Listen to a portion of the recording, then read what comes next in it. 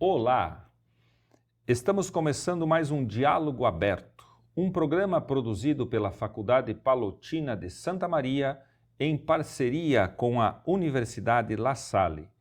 Toda quinta-feira temos um encontro marcado aqui na TV Imaculada para abordar diversos temas com convidados especiais.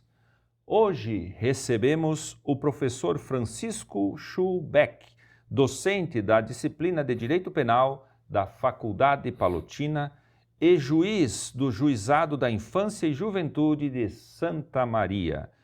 Com o avanço da tecnologia e o uso cada vez mais precoce da internet, surgem também novos desafios relacionados à segurança, privacidade e exposição de menores no ambiente digital.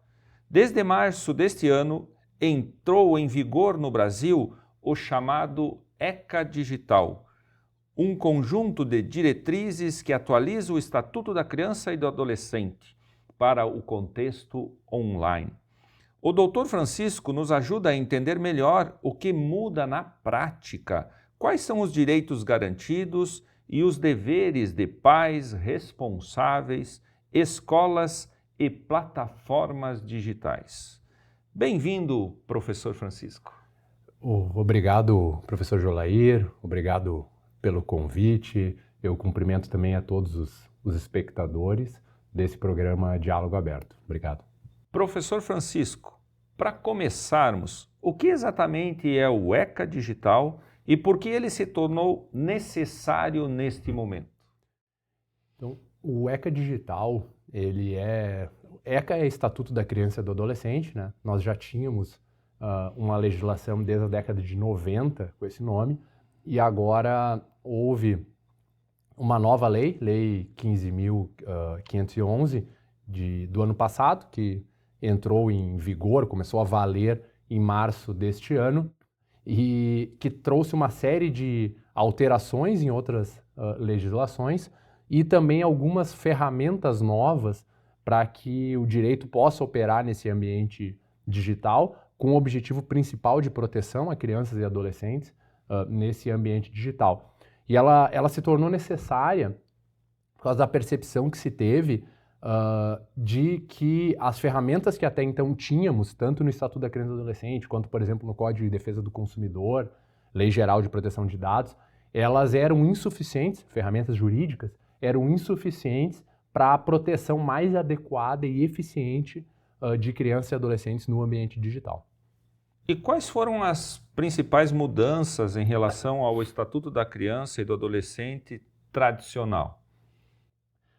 Então, essa legislação, ela mudou um pouco o paradigma que se tinha até então. Por exemplo, até então, de parte das plataformas digitais, que são essas plataformas que operam, por exemplo, as redes sociais ou alguns aplicativos que se utiliza, se tinha um paradigma de que essas plataformas elas não tinham o dever de fazer, por exemplo, curadoria de conteúdo, né? De fazer controle sobre o conteúdo, por exemplo, postado por usuários nessas plataformas. Esse é um grande ponto de inflexão dessa legislação, porque houve alteração. Agora as plataformas, antes elas aguardavam uma denúncia, aguardavam uma ordem judicial, por exemplo, para retirada de conteúdo, ou inativação de contas, para então agir. E só seriam responsabilizadas se não agissem depois dessa ordem judicial. Agora isso se alterou. As plataformas, além de terem um dever de atuar de forma mais proativa para identificar eventuais conteúdos problemáticos, principalmente esses conteúdos aí que violam direitos de crianças e adolescentes, se acionadas por vítimas ou familiares de vítimas diretamente, independentemente de ordem judicial, elas têm o dever, por exemplo, de remover esse conteúdo, que a gente chama de notice and takedown. Ou seja, basta elas tomarem ciência desse conteúdo por qualquer meio. Pode ser pela vítima, pode ser pelo Ministério Público, pode ser diretamente pela polícia, não exclusivamente por ordem judicial, elas têm o dever de remover esse conteúdo. Uma outra circunstância, uma alteração bastante relevante. Todo o produto ou serviço digital desenvolvido por quem quer que seja grandes plataformas ou desenvolvedores individuais, que sejam destinados ao uso de crianças ou adolescentes, ou cujo uso por crianças ou adolescentes seja provável, e essa é uma mudança bastante interessante, porque o uso provável engloba quase tudo, eles têm que ser desenvolvidos de uma maneira a ser segura para o uso de crianças e adolescentes já desde a concepção do projeto. E isso se desdobra em diversas outras obrigações que o ECA Digital traz. Por exemplo, uma bastante relevante, verificação de idade. Agora, não bastará mais a autodeclaração de idade, que era um modelo que tínhamos até então. A gente, por exemplo, acessava um site de venda de bebidas alcoólicas. Lá tinha um checkbox que a gente clicava lá e tenho mais de 18 anos e o acesso era liberado. Esse modelo se esgotou, se percebeu que ele não é suficiente e agora essas plataformas terão que adotar mecanismos mais eficientes de verificação de idade. Por exemplo, pedir documento, pedir selfie, mais ou menos como os bancos fazem. Para todo e qualquer acesso a conteúdos que possam ser prejudiciais a crianças e adolescentes, né? Pornografia, bebidas alcoólicas, tabaco, todas essas outras circunstâncias. Também o ECA Digital traz uma proibição bastante relevante a essas plataformas de utilização de algumas técnicas de engajamento e de marketing que se utilizam e que ficam vedadas para crianças e adolescentes. Por exemplo, todo tipo de técnica que as plataformas utilizavam para incentivar de uma maneira massiva o uso, e o exemplo que se tem, o exemplo prático mais claro é aquele do scroll infinito, por exemplo, do Instagram, que é aquele que você vai rodando a tela, ela nunca para de rodar, sempre tem novo conteúdo, e com reprodução automática desse conteúdo, por exemplo, dos vídeos e fotografias, isso para crianças e adolescentes passa a ser proibido a partir dessa nova lei. As plataformas terão que adaptar quando a conta for uma conta, um usuário, criança ou adolescente, esse tipo de ferramenta passa a ser proibido. E isso em paralelo com uma outra questão. Essas plataformas terão que desenvolver mecanismos de supervisão parental, ou seja, supervisão dos pais ou responsáveis, de toda a atividade online da criança ou adolescente. Os pais terão que ter acesso, as plataformas terão que manter relatórios e esses dados para que os pais tenham acesso. Contas em redes sociais de menores de 16 anos, por exemplo, terão que estar necessariamente vinculadas a uma conta ou a um e-mail de um adulto responsável para que tenha esse controle. Uma outra questão interessante que traz é a proibição daquelas caixas de recompensa que a gente tinha, principalmente em jogos online, que era aquela compra de bens digitais. Isso fica proibido também para crianças e adolescentes. E como essa nova legislação protege crianças e adolescentes contra crimes virtuais, aliciamento, exploração? Mas como se dá isso na prática, tendo presente essa nova legislação? Isso é bastante interessante também. Por exemplo, um exemplo prático do que se pode trazer. Em jogos online, os desenvolvedores terão que prever mecanismos que vedem a interação entre crianças e adolescentes e adultos nessas plataformas, seja via chat ou outra ferramenta que esses jogos possuem. Então, uma vez que a conta que o usuário está utilizando aquele jogo é apontado como um usuário adolescente ou criança pelos pais, por exemplo, a interação com adultos tem que ser vedada. O outro mecanismo que a lei prevê é que os pais podem apontar o próprio dispositivo, por exemplo, o celular ou um computador. Os pais apontam que esse celular, esse computador é utilizado por crianças ou adolescentes. Então, qualquer interação desse dispositivo com outras plataformas ou outros aplicativos, os desenvolvedores ficarão cientes de que esse dispositivo pode estar sendo utilizado por criança e adolescente e terão que adotar todas essas cautelas que eu havia falado e incidirão todas essas vedações. Essa é uma ferramenta do ponto de vista dos pais bastante relevante. Além disso, esse próprio mecanismo de obrigar as plataformas a atuarem de forma proativa e removerem conteúdos indevidos acaba auxiliando também na prevenção desse tipo de crime ou de violações de direitos em face de crianças e adolescentes. Sabemos que essas empresas, né, que gerenciam as redes sociais, né, os aplicativos, as plataformas digitais, são grandes conglomerados, né, nacionais, multinacionais. E como responsabilizar, né, com esta nova lei, como será essa responsabilização dessas grandes empresas que em muitos momentos parecem até serem intocáveis, né, pela população ou mesmo pelo poder público? Essa é uma pergunta bastante interessante também. Há um lado dessa responsabilização que é o lado que já existe, que é, por exemplo, uma responsabilização no campo de vista que a gente chama no direito de responsabilidade civil, que é de indenização, por exemplo, a uma vítima de alguma circunstância. Por exemplo, a plataforma teve ciência de um conteúdo ofensivo a determinada pessoa, uma pessoa está sendo ofendida de maneira grave, rede social por outra, e a plataforma não tomou medidas tendentes a sanar ou impedir esse tipo de problema. Essa plataforma pode ser condenada a pagar um valor em dinheiro para a vítima ou para a família dela. De outro lado, o mecanismo novo que o ECA Digital trouxe é responsabilização que vai desde uma advertência, inclusive aplicada administrativamente, que é por um órgão do governo federal, a Agência Nacional de Proteção de Dados, Autoridade Nacional de Proteção de Dados, perdão, vai desde uma advertência até uma multa de 10% do faturamento anual dessa empresa, suspensão das atividades, e aí a partir de suspensão das atividades é via processo judicial, né? E a última medida mais gravosa, em casos graves, ou se a empresa de fato reincidir nesses comportamentos, a proibição da plataforma operar no país. Professor Francisco, muito obrigado por esse primeiro bloco, desse diálogo, né, tão rico para nós. Nós vamos para um breve intervalo. O diálogo aberto volta já. Não saia daí.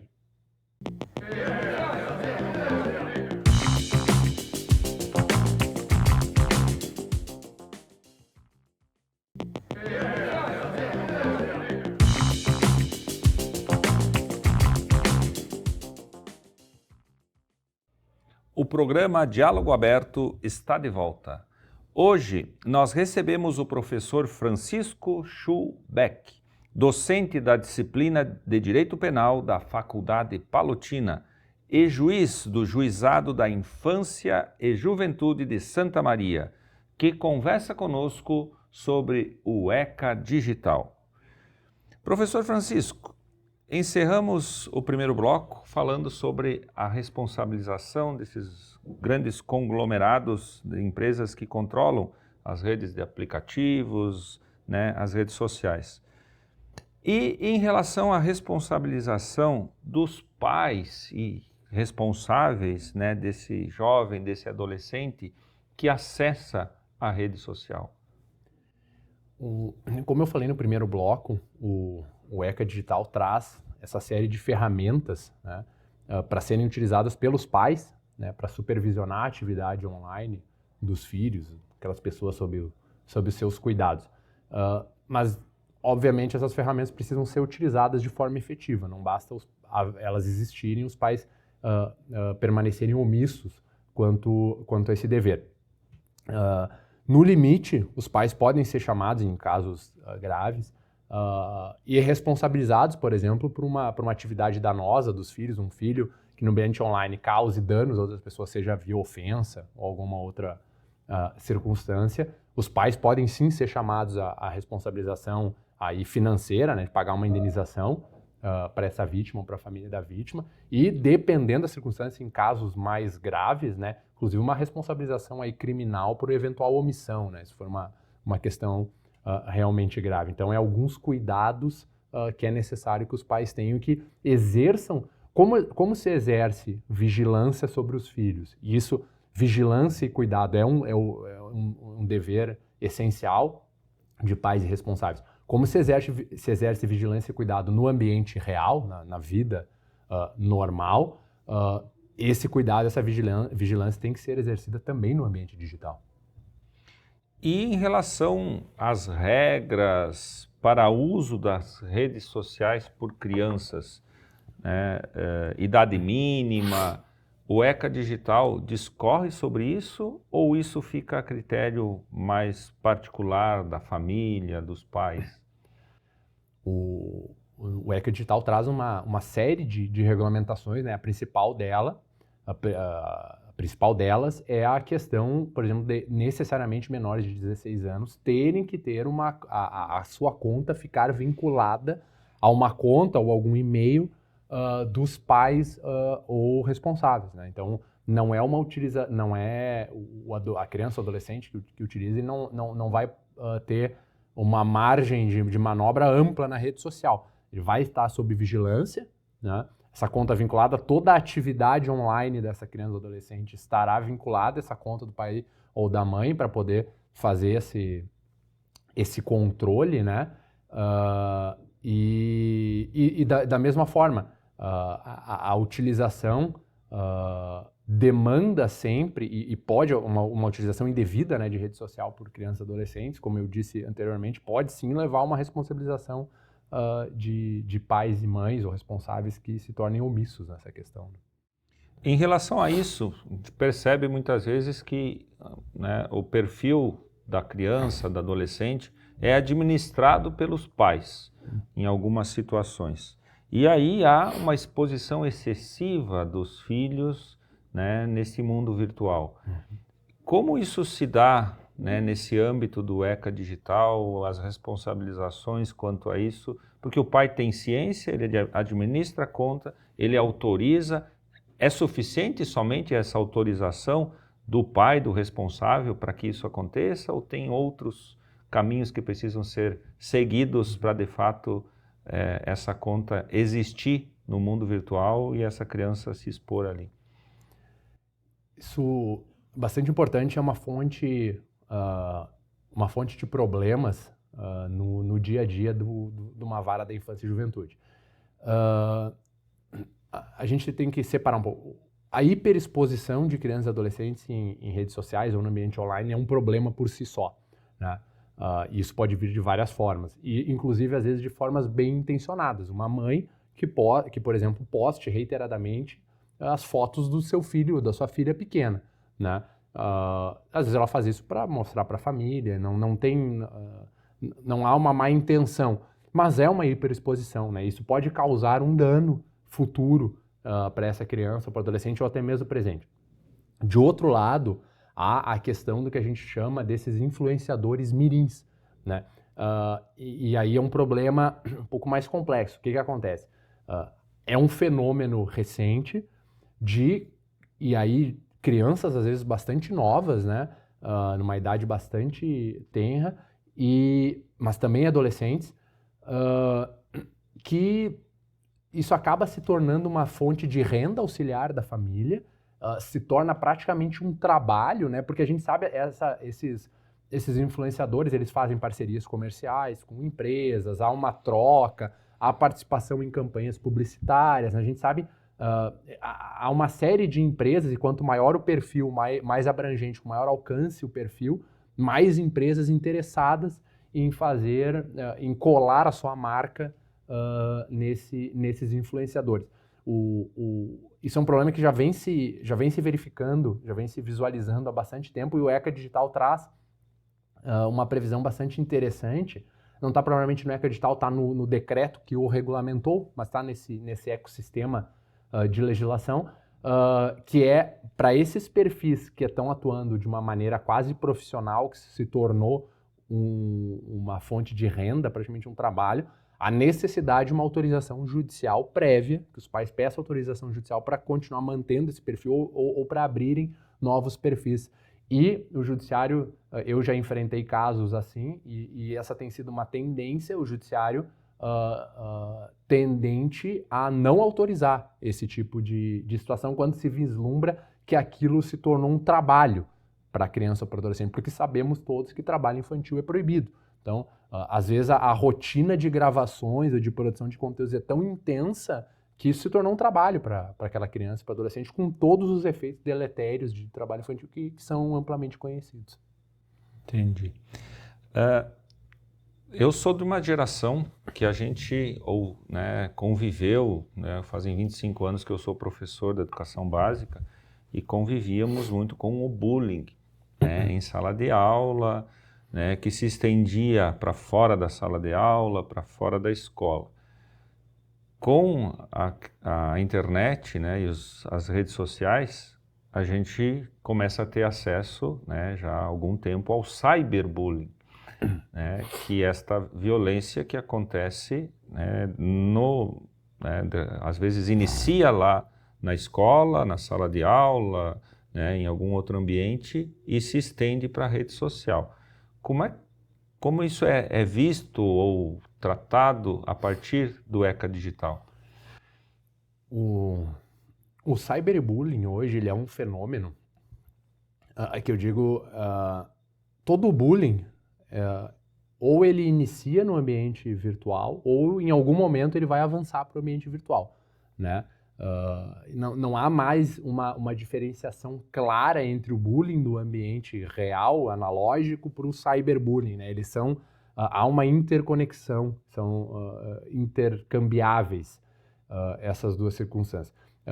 E essas ferramentas todas que o ECA Digital traz, elas facilitam tanto o monitoramento dessas circunstâncias, dessas situações, quanto a posterior responsabilização. A responsabilização dos autores desse bullying, sejam adolescentes ou adultos, ela já vem ocorrendo. O sistema de responsabilização do adolescente que comete, por exemplo, esse tipo de situação a gente chama de um ato infracional, ela já vem ocorrendo, ela já está bem madura, enfrentamos isso no dia a dia da jurisdição já há muito tempo, né? O que o ECA Digital traz especificamente em relação a isso são novas ferramentas de monitoramento, de prevenção e que a gente consiga cessar esse tipo de conduta o quanto antes. E em relação à denúncia, ao perceber essa violação dos direitos da criança, do adolescente nos meios digitais, como proceder, como família, como pais ou como escola, a denúncia desse crime, desse ato infracional? Há uma série de canais, uma série de meios de denúncia, tá? O ECA Digital, ele transferiu a responsabilidade da fiscalização administrativa do cumprimento das suas disposições ao que a gente chama de Autoridade Nacional de Proteção de Dados, que foi um órgão, uma instância administrativa, uma estrutura administrativa criada lá pela Lei Geral de Proteção de Dados. Então, o ECA Digital simplesmente transferiu a responsabilidade também para essa estrutura administrativa. Então, esse é um dos caminhos, direto lá na Autoridade Nacional de Proteção de Dados. Outro caminho possível, e em casos, por exemplo, esses casos de postagem de conteúdo ofensivo ou postagem de conteúdo indevido, que estejam violando diretamente direitos de criança e adolescente, o caminho mais rápido de denúncia é para a própria plataforma. Como a plataforma terá a responsabilidade, esse dever de manter esse canal de denúncias e o dever de remoção desse conteúdo ou dessas contas, é o meio mais rápido, por exemplo, para as famílias. Meu filho está sofrendo uma situação de violação em razão de uma conta X ou de razão de postagens que estão acontecendo, direto para a plataforma. É o meio rápido.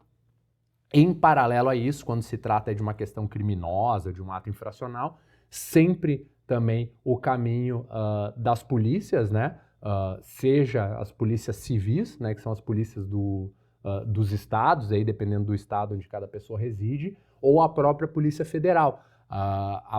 O ECA Digital criou, no âmbito da Polícia Federal, também uma estrutura, um centro para receber relatórios que as plataformas serão obrigadas a produzir sobre, por exemplo, as medidas que elas têm tomado para minorar essas violações, os perfis ou conteúdos que foram removidos, serão triados e recebidos nesse centro da Polícia Federal. Então também é um canal. E por fim, sempre também possível o canal do Ministério Público, dos Ministérios Públicos dos estados, né? Cada estado tem aí um Ministério Público Estadual, também um órgão que está sempre à disposição para receber denúncias diretamente e fazer as apurações e posteriormente encaminhar ao Poder Judiciário. Professor Francisco, teríamos aqui várias outras questões para aprofundar esse tema tão relevante, tão importante para nós, né, nessa nova legislação, mas, né, nosso tempo ele também é curto. Acredito que num outro momento podemos voltar a dialogar sobre isso para aprofundar essa questão. Então, nosso programa vai ficando por aqui. Muito obrigado pela sua presença, professor Francisco. Muito obrigado a você, telespectador, aí de casa, pela sua audiência e nos vemos na próxima semana.